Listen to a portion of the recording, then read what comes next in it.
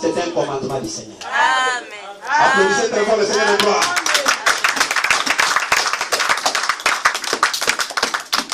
Bref, le peuple de Ninive a crié à la prédication de Jonas. C'est quoi la prédication de Jonas?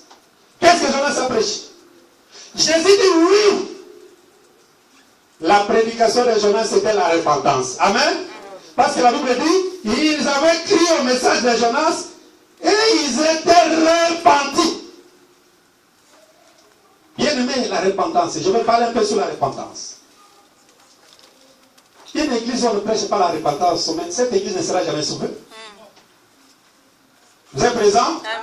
Jean-Baptiste, le premier, quand Jean-Baptiste a ouvert la bouche pour parler, la Bible dit dans Matthieu chapitre 3, verset 2, il a dit, répentez-vous, car le royaume des cieux est proche.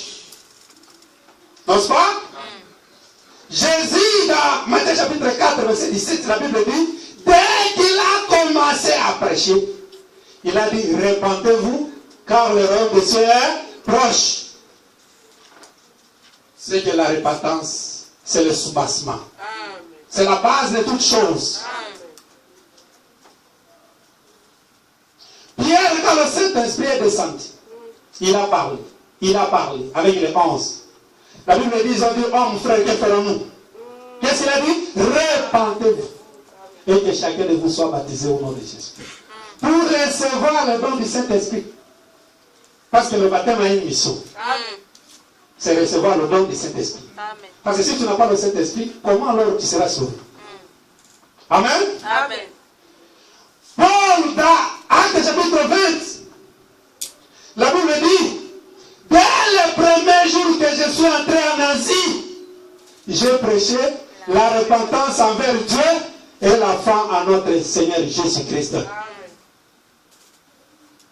Chantez le livre d'Apocalypse, les lettres de cette église d'Asie. C'est toujours répands-toi, répands-toi. C'est que la prédication de Jonas, c'est la repentance. Amen. C'est que Jésus, qui est le véritable Jonas, lorsqu'il est venu chez nous, c'est pour prêcher la repentance. Amen. Et toi, tu vas te repentir quand? Tu te donnes le temps. Non, ça va, bon, je vais me repentir. Sache que même si Jésus n'est pas encore de retour, mais la mort existe. Quand tu attends sa voix, n'endurcis pas ton cœur. Amen. Répands-toi quand l'énigme sera détruite.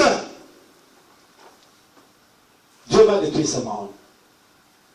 N'oubliez pas le message de l'avertissement. Amen. Amen. Ah, nous comprenons que tous les hommes de Dieu qui sont venus, ils ont prêché sur la repentance.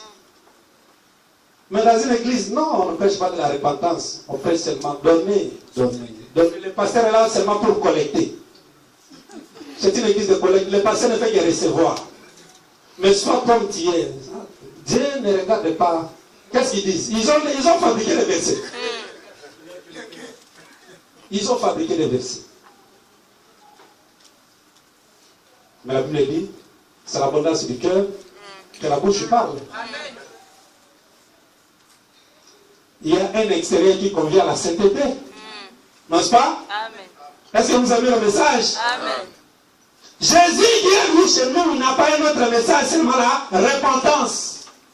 Tu vas te repentir de ces 4 dimensions de péché. Soit tu commets un péché, soit tu commets un grand péché, un très grand péché et un plus grand péché. Que le Seigneur te bénisse. Que le Seigneur te bénisse.